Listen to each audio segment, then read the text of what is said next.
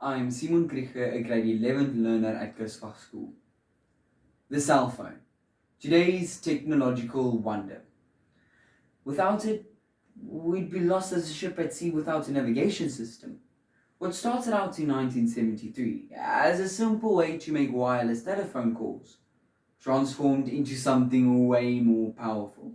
And today, the cell phone is the answer to almost everything: advice, a calendar, knowledge, and even a walk down memory lane. We lose it like a lost limb if we do not have it readily by hand, and it plays such an important part in our lives that we are hardly ever without it. But today, ladies and gentlemen, I want to tell you that this fascinating little gadget is a troublemaker of great proportion. It is this device that can leave us lost in translation that we forget how to communicate effectively. It makes us blind to emotions and hampers our literacy skills. This I want to illustrate on the basis of 3 points. Firstly, our cell phone can isolate us to such an extent that we forget how to communicate effectively with the people around us. Hannah Hutt is a psychiatric counselor that works at Nystrom and Associates Counseling in Minnesota in America, and in an article on their website, nystromcounseling.com, dated 6 January 2023, she writes about the impact of cell phones on relationships. She states that cell phone texting has made communication too easy by allowing us to avoid simply by sending a text message. We can avoid conflict and face-to-face conversations. Think about it. We text each other every day, a hello, how are you? And get a short little response back, thinking we've done our job and checked in. But we don't really connect with the person on the other line. We tell ourselves we've done our duty, but is it enough? I think we are all guilty of this behavior. I know I am. We think we are too busy to make time for our friends and family to have a meaningful face-to-face conversation, and we rely on text message to cultivate our relationships.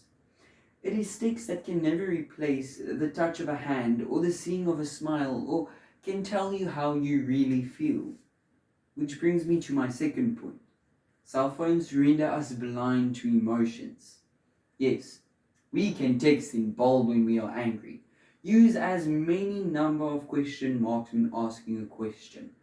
And we can use one of the many available emojis to express our emotions.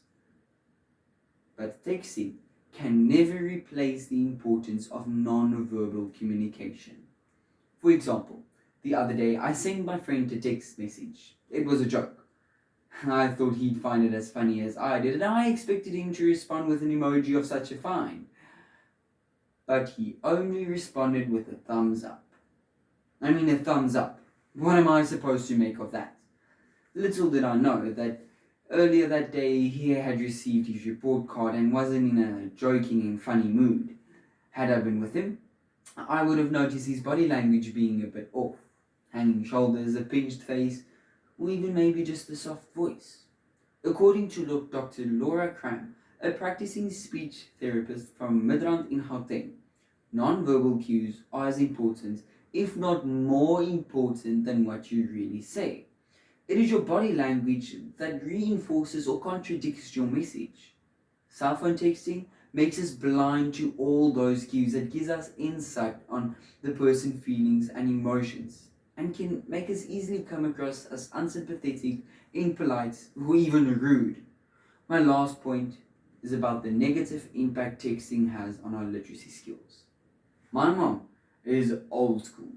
She insists on writing every word in full when texting.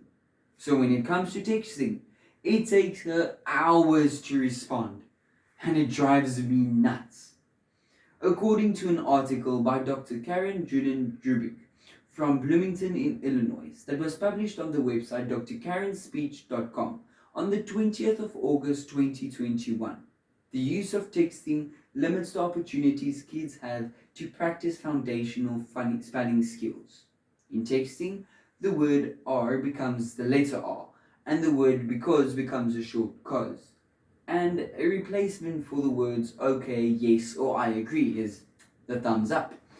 And when you want to express confusion, you just send a frowny face instead of writing out in full, I am confused.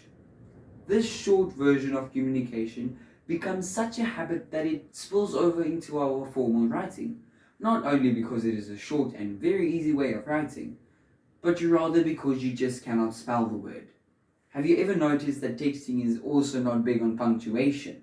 Let's admit it. We seldom use question marks, full stops, and commas when writing in text message.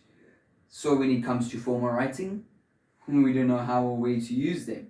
Texting turns us into lazy writers, and I think that it is time that we follow my mom's example and stop lolling around and start laughing.